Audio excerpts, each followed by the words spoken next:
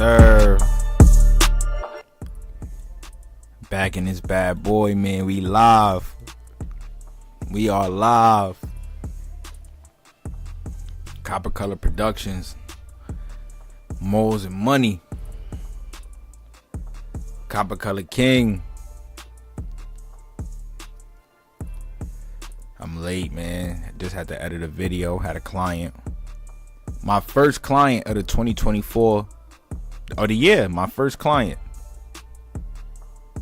My first video to edit of the year. And we 13 days in already into the new year. Got my first client 13 days in.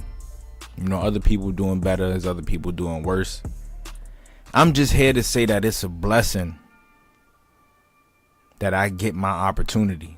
You know, that I get my chance to get out there and shine.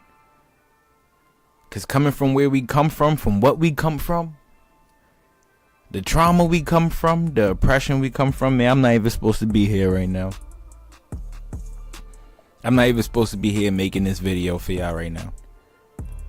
The environment I grew up in, the odds were stacked against us. Stacked against us. Just like our ancestral brothers and sisters, man. Our great aunts and uncles. The odds were stacked against us. But, you know, I found the positive way to navigate through all of this nonsense without 100%, like completely indoctrinating myself into what goes on in my environment. Not really being a product of my environment, but just being a man for my people. You get what I'm saying? Not a product of my environment, but I'm a man for the people. But here we are. We back, man. Like, comment, and subscribe. Like, comment, and subscribe. Run them numbers up. Run them numbers up. We are live again. Another Saturday, Friday. Another weekend. While y'all out clubbing. Going crazy, right? Getting lit. Popping them bottles. Doing whatever it is that y'all like doing. What we doing, man? We in the crib. We learning. Just taking in all of this information.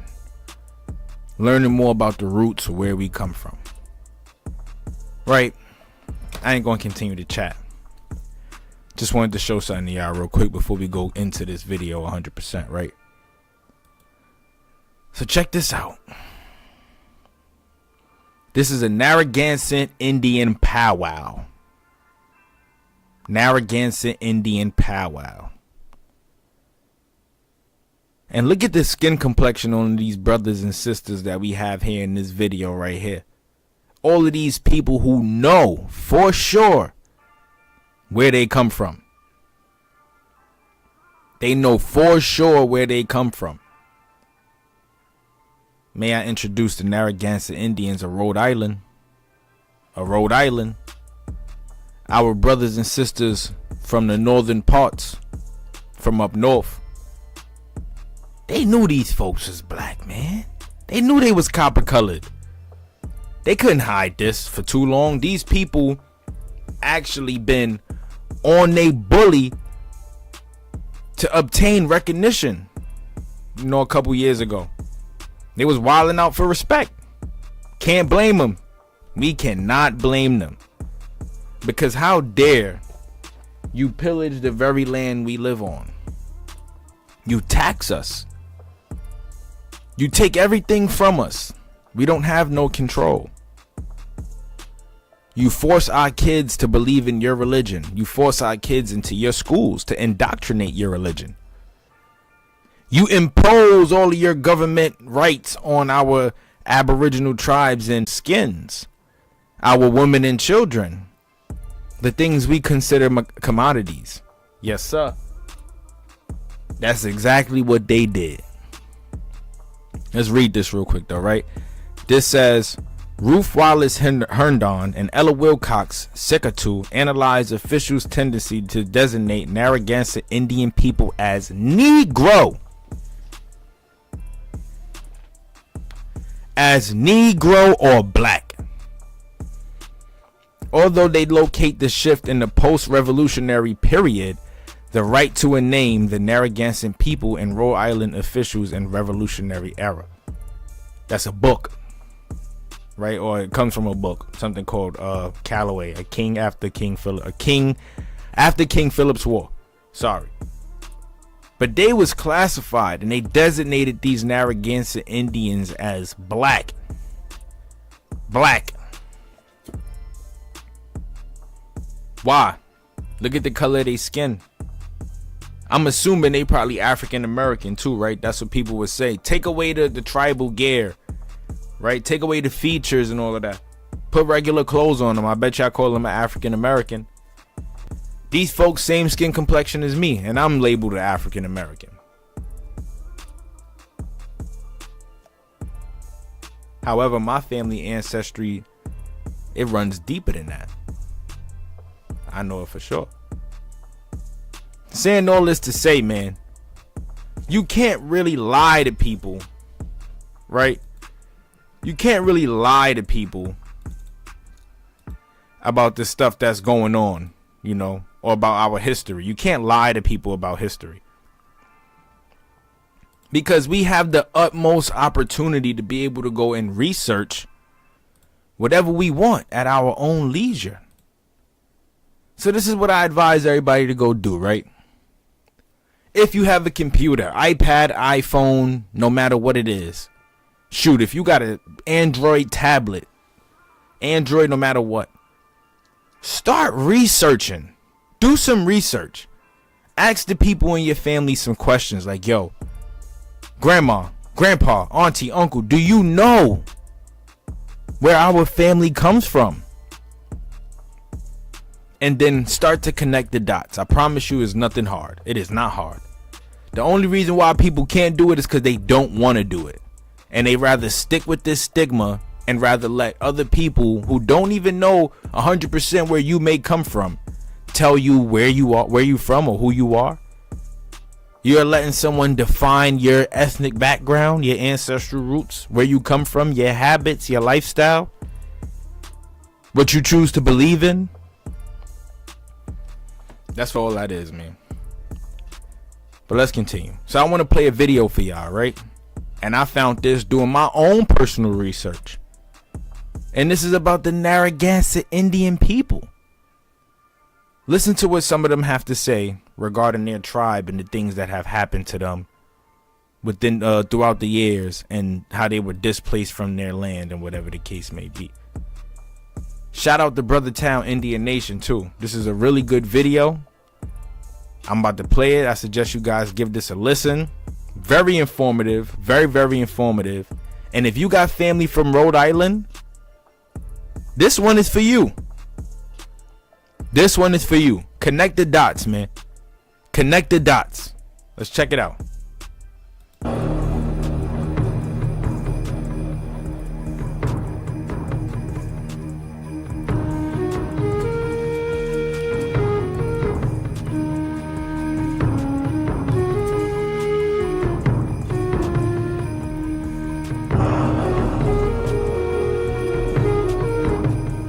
Look at all that land.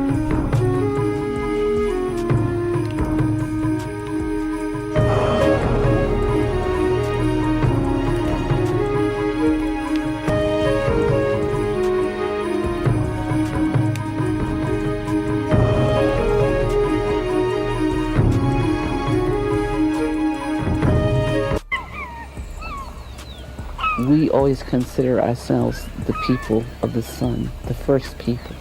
Narragansett originally, as far as in the Algonquin, it's an Algonquin. Boom! Right there. Right there. I'm gonna let her preach, right? I'm gonna let her talk what she got to talk. What, you know, I'm gonna let her spit some gems, right? First people of the sun, right? Who are the only people that are non-reactive to the sun, my G? Right? Where does melanin come from? What creates this beautiful skin pigmentation that we carry with us, man? Check it out. Let's continue. Word, it's the people of the point, of the people of near the little waters, which means of all the bays and the inlets. It is also another word for the people of the rising sun, or those who first see the sun, which means that we're originally from the east. The Algonquin word has many different meanings, and if you break it up, you can find water, you can find sun, you can find points, you can find inlets. Those are all definitions because one word has many different meanings. For millennia, the Narragansett people lived along the coast of what is now southern Rhode Island. They were the most powerful tribe in the area, ruling over several neighboring tribes in southern New England and New York. But 300 years ago, English settlers nearly destroyed Narragansett civilization. This story is seldom told, but the Narragansett know it well.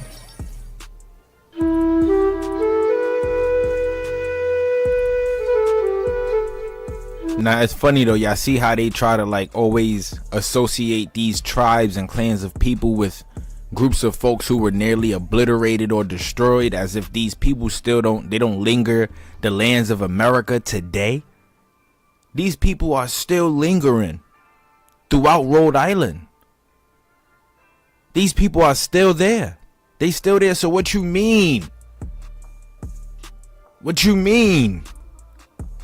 We still here.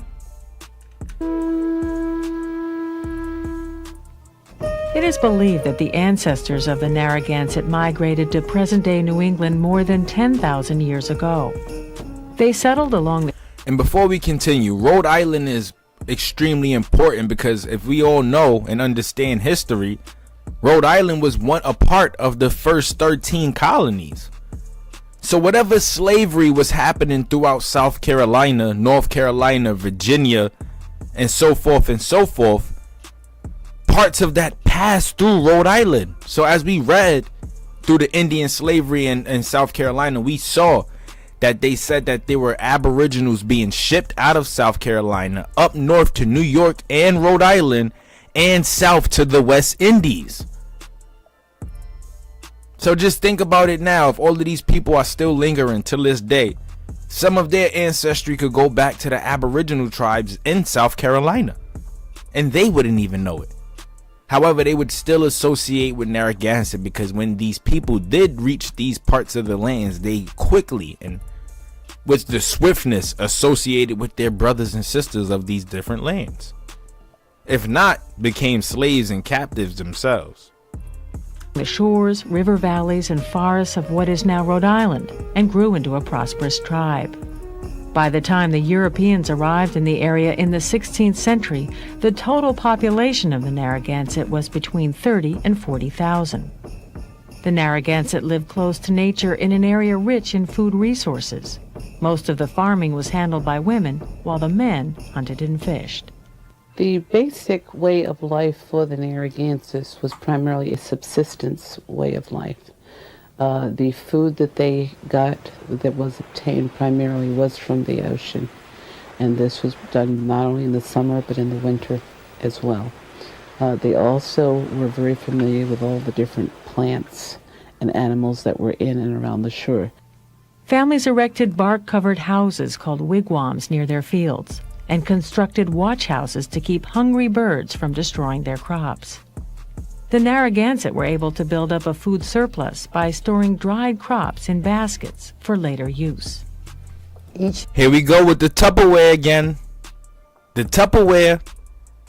Here we go with the Tupperware. We spoke about this before. We said what? What we said? That there were several different Aboriginal tribes throughout the Americas who used this method to store away food. Several. So if you think about it now, fast forward, we'll be in 2024. How many of our mothers and grandmothers store our food in Tupperware? After Thanksgiving, that holiday that y'all celebrate, where do you put your food? I bring Tupperware to work for meal prep. These are Tupperwares. These ancient traditions passed on through us and we didn't even know it. Family had to provide for themselves everything. They had to provide for themselves the means of farming, which meant their food supply, not only for summer but for winter. They had to supply for themselves their clothing. They had to make their clothing. Also, It wasn't a corner store you could go to. And if your ability to work with those things that were pretty or that were wearable or that were attractive to the eye had reached a certain level, then these could become trade items. During the winter, groups of Narragansett families would move to warm longhouses in more sheltered areas, where they hunted and ice fished. Naturally, as the winter became harsher and became colder, they moved inland, not only for their health and protection as far as from the elements, but also they knew that most of the animals would go in further into the forest, so that therefore that they would be using, the deer, the skunk, many of the four-legged friends that would help nourish their bodies. Life was competitive, but you were competitive unto yourself to do the best that you could do for your creator or for the creator, since we only knew one. It is also written in the history books that the Narragansett had many. They did not. They had one. What she said? What she said? Let's run that back. Life was competitive, but you were competitive unto yourself to do the best that you could do for your creator or for the creator, since we only knew one. It is also written in the history books that the Narragansett had many. They did not. They had one. I'm going to be covering the history of the Narragansett Indians. And she just said it. If we see in that book that it says anything of them having more than one god, we heard it from the horse's mouth that's cap. Cap. She said it. They have one God. A lot of people could draw that similarity to the Israelites, right? Or to many of the religions that have existed throughout history. One God, one Most High. That's what it was for most of the Aboriginal tribes in America. Do your history. Do your research. Let's connect the dots. Come on, let's do this, man. Narragansett leaders were called sachems. Most sachems were men, though some were women. The sachems came from royal families in which power usually passed from father to son. Some sachems ruled over small local areas, but others had vast domains, sometimes including other tribes. But the sachems were not dictators. The decisions of the sachems were first reviewed by a council, who had to reach an agreement before the decision could be passed. People dissatisfied with the rule of their sachems were free to leave for new territory. Healers, called powwows, performed harvest and winter rituals, communicated with the spirits, and healed the sick and injured. Like the sachems, most healers were men, but some were women. In my capacity as medicine woman, I am to give as much knowledge as I have relative to traditional treatments. There are many of us who are allergic to all man-made and synthesized forms of modern drugs. So it's necessary to talk about traditional... Major drop. There are many of us who are allergic to man-made and synthesized drugs. I ain't gonna talk too much. Do not let that go over your head. Medicines. For all you pill popping mother lovers out there and all the young brothers out there that's falling victim to these drugs, man, leave that shit alone.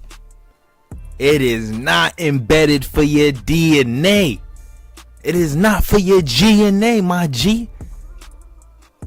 It's not built for you. You ain't built for that life. That's not what the Most High intended for you. There is also the other part of traditional medicine that goes hand in hand, and that's the psychological aspect, where you have to be willing to listen to people, sometimes hours on end, to be on call 24 hours a day, because there are those people who want a little ceremony or a little bit of the ancient tradition to go with the modern medicine. Whether it's to make food that is more palatable and healthier for the senior citizens, or to prescribe something to a young mother and how she can help herself be healthier to give nourishment to her child. Narragansett were a patrilineal society. When a woman married, she moved in with her husband's family. Several generations usually lived together in one dwelling. Narragansett parents were loving and permissive. They taught their children all the necessary skills, but did not rely on physical punishment. In many cases, you'll find Narragansett parents were kind and loving. They taught their children all of the necessary needs to live life without physical punishment. Let's revisit that book, The Myth of Noble by Garba Mate. He said that physical punishment instills a trauma within your DNA that passes through the womb. It passes through the womb. So that means your child's child is gonna feel that butt whipping you gave your son for something that didn't really deserve any physical punishment. I know it's a lot of people that stand with that. You feel me? And I'm not gonna sit here and speak against it. You feel me? Kids be bugging out. But if we knew how to rectify that correctly, we would be able to handle that the same way our ancestors did. Big drop. Let's continue. that from the views of other people, Narragansett Indian children may be considered spoiled or sheltered. Unfortunately, that is not so. It's just that there is such a degree of respect for life that the parents envelop their children with that sort of a love and that sort of a kindness. It's a family thing. It's from generation to generation. It's extended from family to family, or from one family to the next as families go. It's a natural course for us to be that way. When Italian navigator Giovanni da Verrazzano encountered the Narragansett in 1524, he was impressed. He said they were by what he saw. copper-colored, by the way. These people are the most beautiful and have the most civil customs that we have found on this voyage. They are taller than we are. They are a bronze color. Their hair is... They are a bronze color. A bronze color. A bronze color. A bronze color. long and black. And their manner is sweet and gentle, very much like the manner of the ancients. When we traveled into the interior, Very we much found like it the as man pleasant of as the I can ancients, possibly huh? describe, What and ancients? suitable for every kind of cultivation, grain, wine, or oil. By the early 1600s, Dutch, French, and English traders had begun to arrive in the area in large numbers. The Narragansett quickly entered into trade relations with the Europeans, exchanging animal furs for manufactured goods from Europe. They replaced their stone tools with metal ones. These animal furs were used as leverage to enslave the women and children. The Narragansett women and children lost their livelihoods because of these skins. That was their commodities. I mean, that's what they used to make a living. And these explorers used it as leverage, these colonizers. Let's continue. And traded some of their newly acquired goods for profit with Indians living further inland. But the material benefits of trade with the Europeans came with a heavy price. As contact with the Europeans increased, a new array of diseases previously unknown in the New World, such as plague, smallpox, and tuberculosis, began to spread quickly through the native population. When the Europeans came, the Narragansetts, or the Native Americans, did not have any resistance to those particular types of diseases. Because they did not have any immune system, they were totally, so in many cases, hundreds of people were basically demised. They became ill. They were not able to ward off, although they tried with a lot of their own, with the medicine men, with a lot of their spiritual leaders, sometimes that they would just remove themselves from the tribe, hoping that they could sustain themselves. Many thousands of our people died that way. In 1636, a Puritan minister named Roger Williams led the first English settlers into Narragansett country. Williams had been expelled from the Massachusetts Bay Colony for what were considered radical ideas, like the separation of church and state. He and his fellow settlers erected homes along the Providence and Moshassuck rivers, hoping to set up an ideal society free of Old World corruption. In 1643, Williams contributed to present-day knowledge of the Narragansett by publishing a book about their language, religion, and lifestyle, entitled A Key into the Language of America. It is one of the earliest and most important books about Native American people, and one of the most prophetic. Over the course of their trading activities with the Europeans in the 17th century, native hunters began to deplete the supply of fur-bearing animals in the area. At the same time, the native demand for European tools and goods kept rising. As a result, the Narragansett and nearby tribes fell into debt and began feuding among themselves for trading privileges.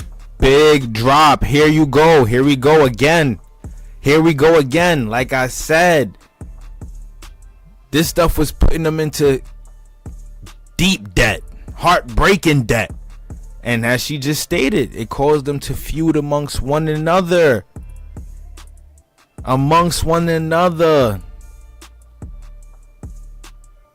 These colonizers put the Aboriginals in a place where they had their backs against the wall. And they had no choice but to go at each other's necks. Because they did not have the sufficient supplies or even wealth to fight against the colonizers. Because they took it all. They took it all. Big drop. With their new neighbors. Basically, it's the old European philosophy, divide and conquer. Divide and conquer. Even though the Indian people themselves divide and conquer. Relatively, and they did have friendly competition, it wasn't until they were claiming different lands, different areas, so that many of the tribes became antagonistic. Look at those swarthy to Aboriginals, reduce their growing though. Trade deficit, the Narragansett were forced to sell the northern half of Rhode Island and most of the islands of Narragansett Bay. In less than 25 years, the Narragansett lost most of their once vast territory and now found themselves surrounded by English settlements or hostile native tribes. In the summer of 1675, the nearby Wampanoag tribe got caught up in a violent struggle with the English colonies. Wampanoag refugees, led by the chief the colonists called King Philip, fled to Narragansett territory. The colonists demanded that the Narragansett hand over King Philip's refugees. When they refused, the Massachusetts and Connecticut colonies declared war on the tribe. In December of 1675, the Narragansett people retreated to what they thought was a safe haven hidden within their homeland. As they came down through Kingston, they had entered this side of what they called the Warden's Pond. And again, they went deeper into the swamp, past the sandbogs or the quicksand bogs into the areas. Now, inside, there was a fortress, but primarily of cedar. And by the way, some of those metal pellets are still there. Some of the old guns are still there, rusted beyond, but you can tell what they were. They had basically barricaded themselves in, so they felt relatively safe, and they had enough food and storage to last for the time that they felt that they could. But English officials had discovered their location and immediately dispatched 1,000 colonial troops to the frozen swamp where they hid. This place I'm sitting at is an example of how history can be written in two different ways by those who win and those who lose. In 1675, what she mean by that, December though? the 19th, his story and the real story of Plymouth, Massachusetts, and Connecticut colonies rallied together to finally defeat the Narragansett Indian tribe. It's considered in the history books, it was written as the Great Swamp Fight. To the Narragansett people, however, it's a completely different story. Indeed, in 1675, between 600 and 800 people were killed here in the Great Swamp. However, it was not a fight. The people in camp were women, old men, and children who were not fighting. They were massacred. They were shot at as they ran away from the burning wigwams in their burning village. Their food supplies for the winter were destroyed. The colonists, who knew that women and children stayed in the villages while the men fought, knew perfectly well that they were not fighting warriors, but they were killing people. They were killing children and women and non-fighters. And this story will continue. We will continue with this story in a later episode, when we start talking more about the Narragansett Aboriginals. But ain't that but a damn shame, man. This is crazy, man. It's the same story in every single tribe that you go to. The same story. The Yamasee, the Santee, the Wateree, Watari, the Choctaw, the Chickasaw, the Creek, the Seminole, parts of the Cherokee, the Pamunkey. All of these tribes going along the eastern coast of the United States. The first 13 colonies, my G. This is crazy. Look, and I got some real historical facts that I wanted to dive in real quick, for you guys, so that we could just go over some parts of the government laws and how religion and all of these things were used to pretty much enslave the Aboriginals. I've been doing my research. As we can see here, this comes from the book History of the Old Cherawas. And I've been learning so much from this book right here about American history. Primarily about the details leading up until the American Revolution. But there's a lot that took place in South Carolina, North Carolina, Virginia, Rhode Island, Boston, Massachusetts. There's a lot that took place in these areas, man, where the Aboriginals were being punished and being considered savages just for trying to get by. Chapter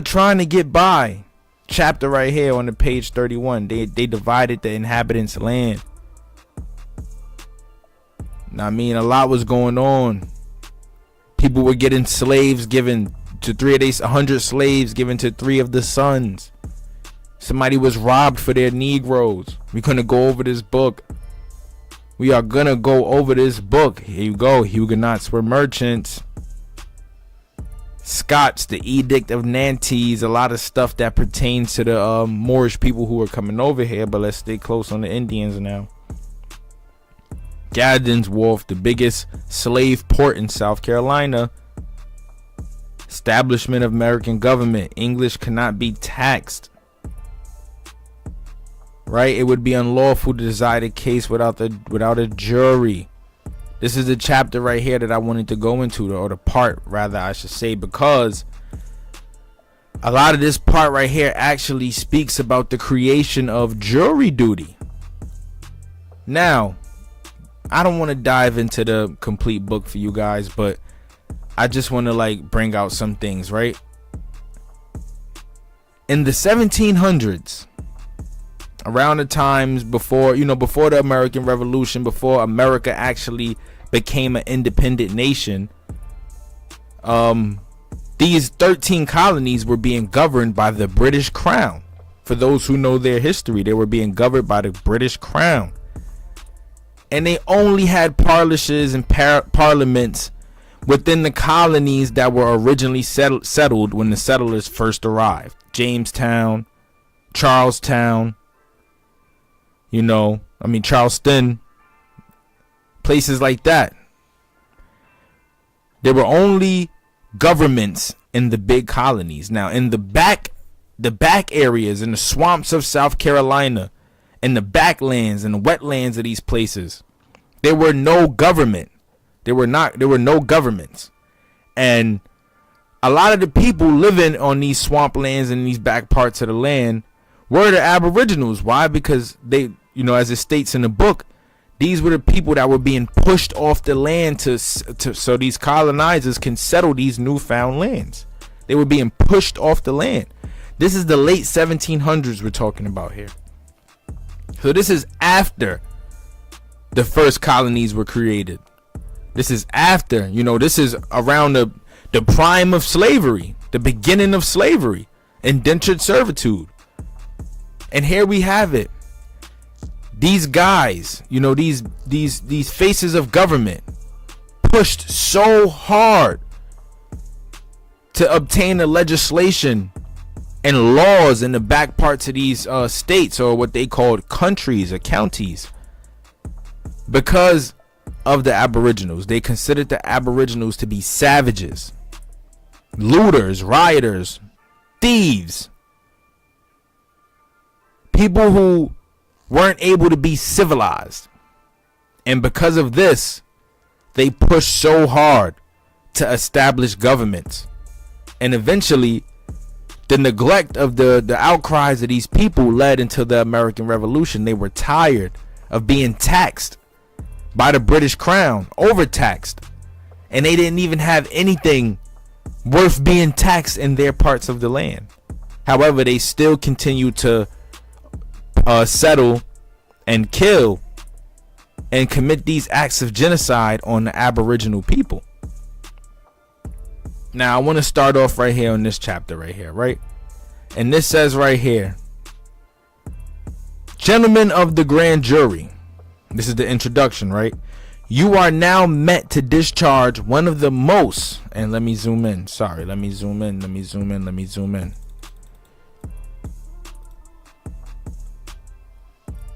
Gentlemen of the grand jury, you are now meant to discharge one of the most important duties in society, for you are assembled arbiters of the innocence or guilt of those of your fellow citizens who are so fortunate as to have afforded occasion, however slight, for the laws to take cognizance of their conduct.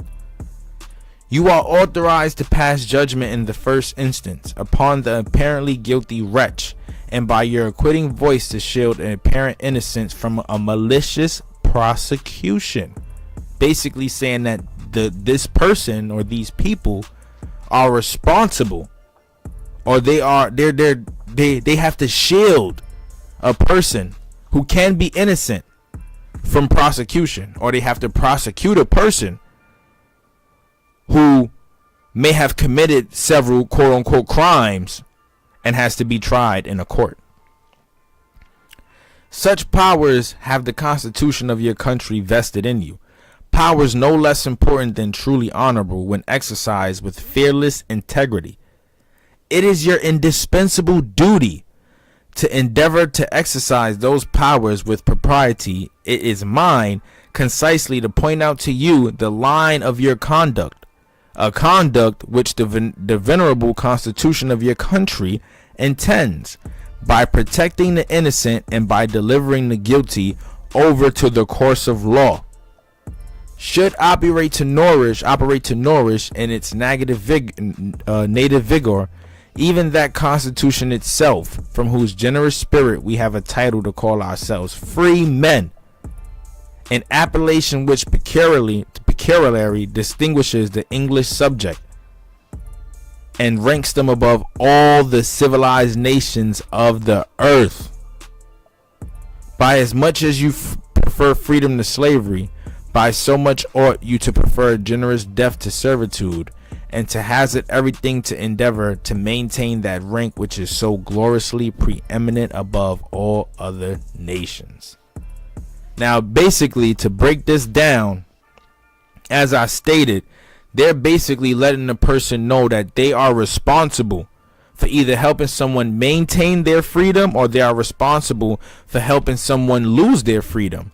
Now, at this time, around these times, people were being taken to court to prove their free men citizenship, basically to say like, okay, yes, I'm copper colored, but then at the same time, this person over here is still trying to enslave me. I have to fight for my freeman citizenship, basically. And they were being brought to the courts and being charged by juries who most likely were deeming them on unfair or unbiased solutions, basically. Unfair solutions, or they were being charged, basically being deemed slaves. That even if you were freemen, you were still being deemed a slave due to these juries that were being assigned to the courts. Right? This here breaks down the introduction of jury duty, of what a jury is responsible for. Now, I don't know, for those who been to jury duty or who do jury duty, I'm pretty sure I'm pretty sure you hate that. I hate going. I do not like going. It is a waste of time. But then at the same time, I always think like maybe, you know, the people that we're doing jury duty for probably do deserve freedom. They probably didn't do anything. But then at the same time, when you learn this information right here, it just makes you think like at the end of the day, this stuff wasn't set up for us. This was set up to make sure that we were slaves indefinitely, as we spoke about before we ended the last live on the Indian slavery in colonial Virginia and South Carolina. Now I want to move on to another book that we are going to cover in these series right here that I just been reading, man. I just been reading, educating myself, doing what a copper colored man should do, bro. Learn. We even been reading the Bill of Rights. We trying to go deep. We trying to go real deep because we gotta learn. We have to learn about where we come from, because you gotta understand where you're going. You gotta understand the situation of the world that your family was living in throughout the years. You know, you gotta understand how a lot of this stuff how a lot of this stuff was actually set out to go against us. And sometimes it was being done by other copper colored people, other black people, which is not no surprise to me, because this is what we see in the world that we live in today. We see much of it in the world that we live in today. But like I said, another book. This is called Our Negro and Indian Missions. And pretty much what this book is just introducing is how religion, right? Remember how we read in the Indian slavery and colonial Virginia and South Carolina book, how they was using different methods to turn these people into passable Englishmen, to turn our people into passable Englishmen. And they stated that Christianizing them and bringing Catholicism to them was one of the methods. And here we see it right here. Here we see it right here. Look, let's check this part out right here. This says, there are scarcely any Catholics among the large Negro population of these cities. There are scarcely any Catholics in the large Negro population. So none of these the Negro people in these cities are Catholics. Basically is what they're stating. And this part right here stood out to me, OD, one sentence alone, because it's like, okay, then so how did majority of them become Catholics and Christians? How? Tell me how. Just tell me how. Look at the cover. Look at the cover. Mind you, a lot of these people, these folks are being forced to shave their heads too. Right? The need of an organized national effort to preserve the faith among the Catholic Negroes and Indians was voiced by the American bishops at the Second Plenary Council. It was, however, the Third Plenary Council in 1884 which actually affected the constitution of a permanent commission for this object. Permanent commission. According to its plan, the commission was to consist of a board of directors composed of 3 members of the hierarchy, assisted by a secretary. Its funds were to be derived from an annual of collection which the bishops of the council ordered to be taken up in every church in the United States. What? Its funds were to be derived from an annual collection which the bishops of the council ordered to be taken up in every church in the United States on the first Sunday. These acts of the council were formally approved by the Holy, I don't know what that is, and the commission began to function immediately. During the first 40 years of its existence, the commission has existed to the full extent of its resources. Practically every Indian and Negro mission in the United States, including Alaska,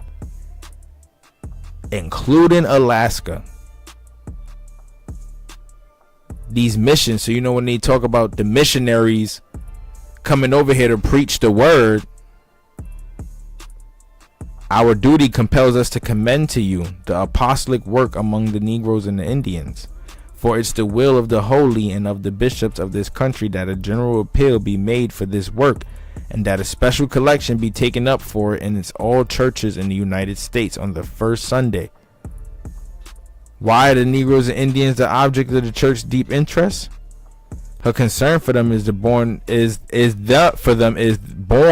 the Spirit of Christ, for he lives in her and she in him. Look beyond that. They trying to say something there.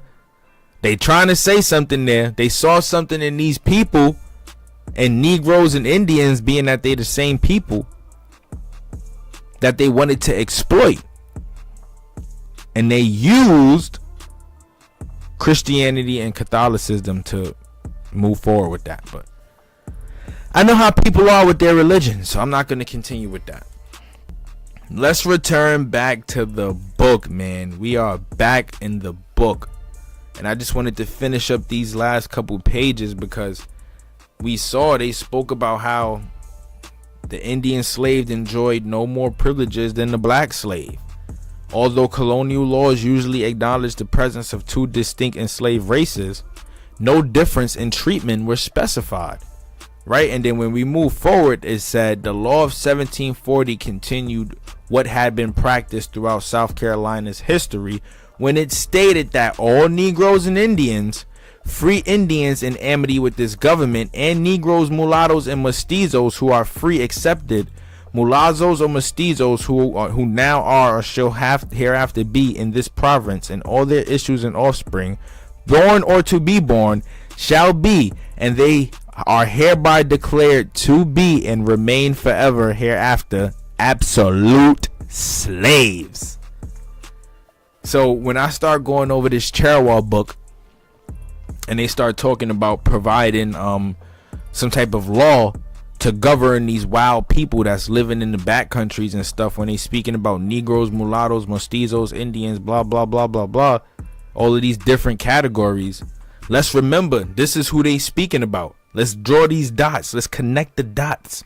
We're going to connect the dots. So just make sure you like, comment, and subscribe. Stay tuned in because we're going to keep dropping that heat. Now, we're going to pick up where we left off, right? As with all other slaves, Indians were marked, right? Marked. An act of assembly, July 24th, 1716, called for the branding of Indian slaves like the trader branded skins and furs. They wanted them branded, trademarked. They wanted them branded, Louis Vuitton. That law was changed 6 months later, and traders were directed that the slaves be marked as usual and not branded with the iron. In 1707, Governor Archdale intimidated that Christianity might free an Indian slave. What? We just finished speaking about it. That Christianity might what? It might free an Indian slave. A group of Yamasee had captured 4 Spanish Indians near St. Augustine. Florida Indians. Those are Florida Indians. Spanish Indians are Florida Indians. Near St. Augustine, and had brought them back to South Carolina to sell. Discovering these 4 prisoners to be Christians, Archdale freed them and sent them home. Wow, look at that. And they were Christians prior to when the English was there. They've been Christians since the 1500s. Right? This action suggested that Indian slavery and Christianity were mutually exclusive. Archdale's action was an aberration, however. Only 4 years earlier, at least 100 Christian Appalachian Indians were sold into slavery. Oh my God. They still, and I bet this has 100% to do with the color of their skin, other than them being commodities. They still sold these Christian Indians into slavery. Same thing that was happening with Negroes, because Negroes were Christians while on the plantation, singing a jolly Christian songs. Archdale was probably more interested in placating the Spanish than he was in the Christianity of the 4 Indians. Whether the Indian made a good slave or not was best reflected in his market value. From the beginning of the 18th century, the value of the Indian in comparison to the black slave continually declined. Why? Because these Indians were being absolved into the black population, and those who were not absolved into the black population either were absolved into the free mulatto population or white population.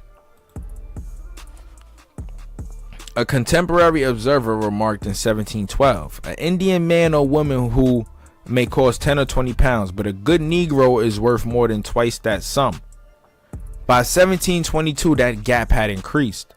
Colonel Theophilus Hastings was promised 50 pounds for any remaining Yamasees he could capture, whereas a black slave was worth several hundred pounds in Carolina currency. Now, like Chief Sekou said, they said that the Yamasee were being enslaved because of the color of their skin.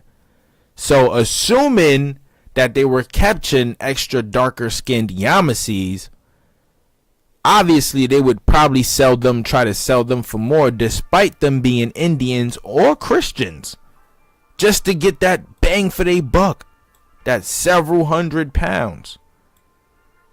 As Peter Wood pointed out, part of the reason for this gap was the susceptibility of the Indians to smallpox, which is a fact, can't deny that. The heyday of Indian slavery in South Carolina occurred between 1703 and 1708, when Indian slaves were the fastest growing segment of the population. After 1708, however, the South Carolina government stepped in to regulate an Indian trade that had gotten out of control. The major wars of the next decade quickly diminished the Indian presence in the colony, speaking about the Tuscaroran and the Yamasee War, of those wars. The parish records of St. Thomas verified the want and importance of Indian slavery. Thomas Hassell, a resident of the parish, set the non-white population at 800 black slaves and 90 Indian slaves in 1720. Assuming that all of these people are of different copper-colored skin complexions. His next census 4 years later noted 950 blacks, but only 62 Indian slaves. By 1728, the black population had again risen to 1,000 slaves, but there were only 50 Indian slaves remaining. This is also because, as they stated earlier in this article, that they had a hard time enslaving these Indians. They had a hard time.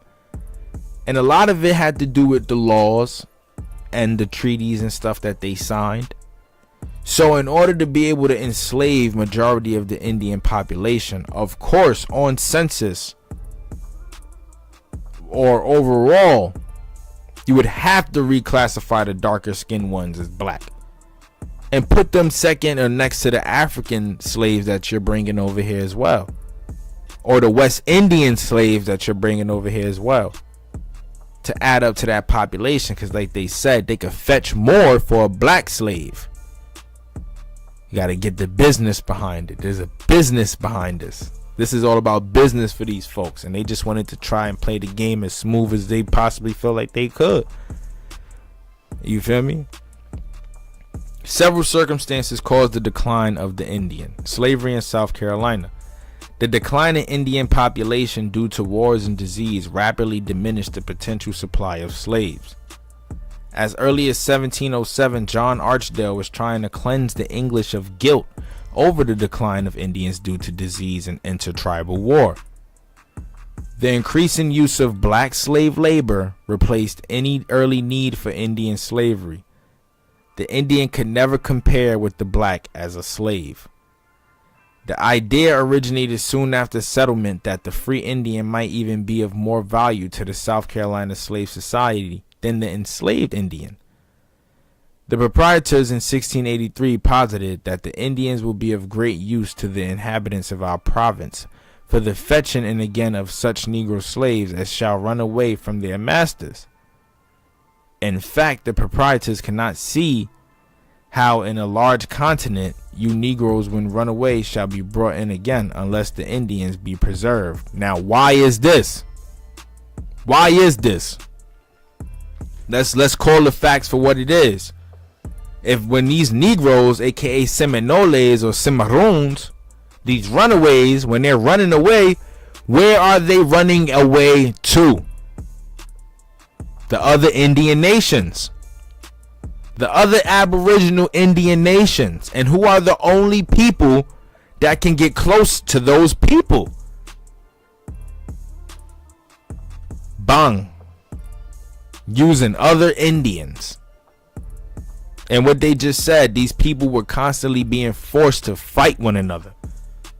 Here they go with another one of these methods of mass destruction. Finally, South Carolina was faced with a shrinking market for Indian slaves. In 1705, Pennsylvania closed its doors on the importation of Carolina Indian slaves because such importation caused undesirable behavior in the local Indians. What? Look, we just learned about the Narragansetts in Rhode Island, right? So PA closed its doors on the importation of Carolina Indian slaves. Like I told y'all, they were being brought up. Right? Massachusetts followed suit in 1712, claiming they only caused trouble. Connecticut and Rhode Island passed similar statutes several years. How are they causing trouble? Why? Because they're helping the other tribes of these lands uprise. They're helping them fight. They're making it take longer for these people to colonize the lands. Basically. Indian slaves could be found in South Carolina into the 19th century. The 19th century. The process of enslavement ended several decades before the turn of the century. However, during the American Revolution, several loyalists joined with the Senecas and Cherokees to fight the South Carolina Patriots. We're going to learn more about this right here. We are going to learn more about this, definitely, in this Cherow's book for sure. The commander of the Patriot forces asked the government if the selling of Indian prisoners was allowable. The assembly voted against permitting such enslavement, stating that it would impede a future peace, give the Indians a precedent that may be fatal to those of our people who may unfortunately fall into their hands, and prevent a mutual exchange of prisoners. This action on the part of the South Carolina Assembly officially abolished the enslavement of Indians. Later court decisions interpreted an act of 1740 for the better ordering and governing Negroes and other slaves in this province. And here we go with this word Negroes again. We all know that after a while this term was converted into free Negroes, mulattoes, and mezzitos after a while. Because these people were already starting to like dwindle. You know, they were already starting to assimilate with these European cultures that were coming over here, or other Indian bands, thus losing their own tribal name and their own tribal language, and mixing in with other bands, creating new tribes like these 5 civilized tribes. Before these 5 civilized tribes, it was only one band of Muskogee peoples in the South. Better ordering and governing Negroes and other slaves in this province as the law Indian slavery. The court ruled State versus Belmont 1850. Ought we to hold in the category of slaves the spare remnants of the red man? Ought we to hold in the category of the slaves the spare remnants of the red man? Would not Virginia and all blood of Pocahontas say, this is not international. It is not like South Carolina. The Indians having vanished from South Carolina, the court was safe in voicing such charitable sentiments. They didn't vanish. They did not vanish. They just ended up mixing in with the total populations. And as you guys can see, in the next one, we got a lot to pick up on, but we're going to start off with chapter 3, go a couple pages in, just to get some more information on this stuff right here. But as you can see, we went through 2 chapters so far. 2 chapters. We up on our 3rd chapter. So just wait till we start going into all of these other books, man. Subscribe to my channel, Copper Colored King. Subscribe to the Morals and Money platform. subscribe. Whatever that is.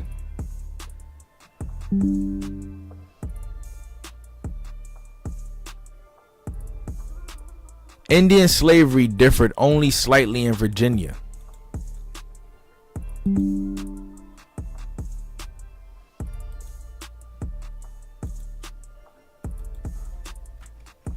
Sorry, y'all. What the hell this is? Indian slavery differed only slightly in Virginia and South Carolina. In general, those differences were quantitative rather than qualitative, superficial rather than fundamental. For instance, South Carolina enslaved greater numbers of Indians than did Virginia. Nearing slavery's numerical peak in 1708, Indian slaves comprised almost 1/3 of the slave labor force in South Carolina, about 1,400 people. Like I said, they say that these tribes disappeared or whatever the case may be. Y'all gotta understand, man. Like I spoke about in the last one, when you kill the men and then enslave the women and children, what do you think ends up happening to that population? They no longer remain Indian. They transition from Indian to whatever these slave masters raised them as. And that's that. And that's that. AKA part one of losing the identity. You get what I'm saying? In fact, the two censuses taken in 1703 and 1708 proved Indian slaves to be the fastest growing segment of the population.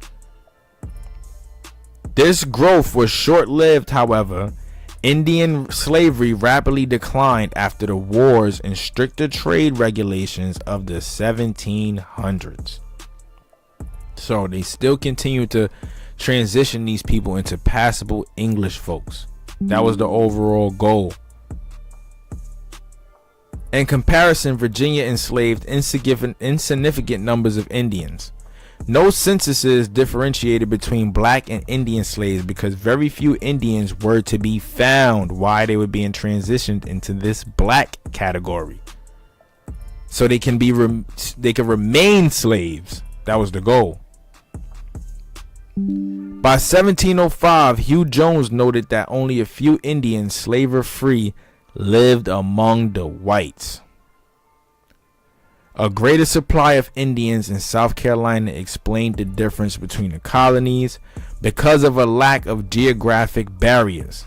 South Carolinians quickly expanded their Indian trading alliances as far as south as Florida and as far as west as the Mississippi River.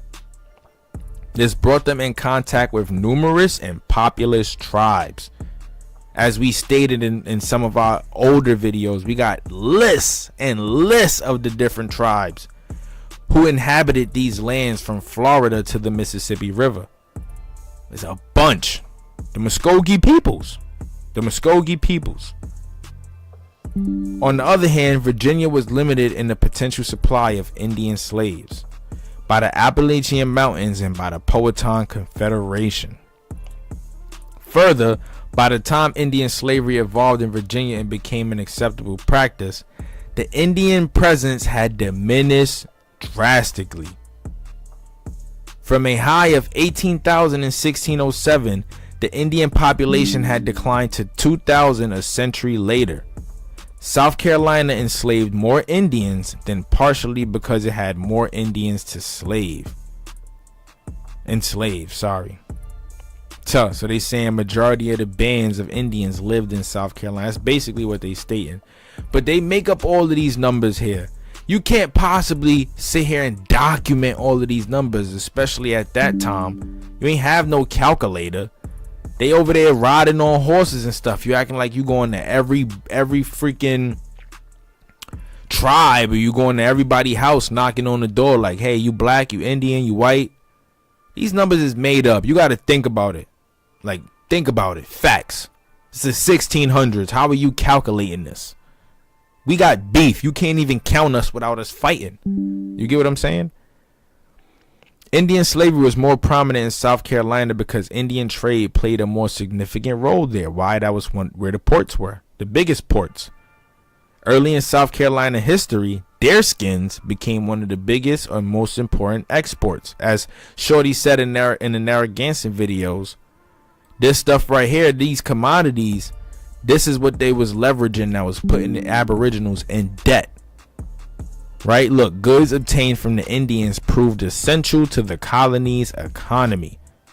Because of the money to be made in the Indian trade, more people got involved and more commodities were exchanged, including Indian slaves. Big drop. That's what I'm saying. You got to connect the dots. You got to connect the dots because they're saying it for us. They speaking facts for us. Right? What Shorty said in the video. Then we look in the Charawas book. And then we look at the Indian and Negro missions book. And then we just go back into the chapters that we have read in this one. They say the same thing. Everything correlates. No confederation bound the Indian tribes of South Carolina together as in Virginia. So relations between these independent tribes were not always friendly. Inevitably, each tribe held captured members of other tribes in slavery and offered them in trade to the South Carolinians. We know why this was happening. We know why. Because they were capturing women and children from the opposite tribe, and the only way to get their people back is to sell them other Aboriginals from other tribes, pitting the people against each other. Proof. The necessity of establishing special commissions to regulate the Indian trade in South Carolina attested to its great importance. Man. Big drops. Big drops. We learned so much. We learned so much. This is all facts, bro. This is why I love reading these books, because it keeps me up on game. It keeps me informed. It keeps me leveled. Allows me to be able to distribute this information at a high level. And then, in addition to that, it helps me provide the truth to you guys. It helps me provide the truth, because we all need to hear the truth. You are the Aboriginal of this American homeland. This is where your people come from. This is where your ancestors are from. You get what I'm saying? Much love, man. Much love to all of the Aboriginals, all of the copper-colored people throughout the American mainland, throughout the world, man. Everybody who just gets in tune with their copper-colored ancestry, who is just interested in the truth, or who knows the truth. Melanated beings, man. We are the people. We are the people.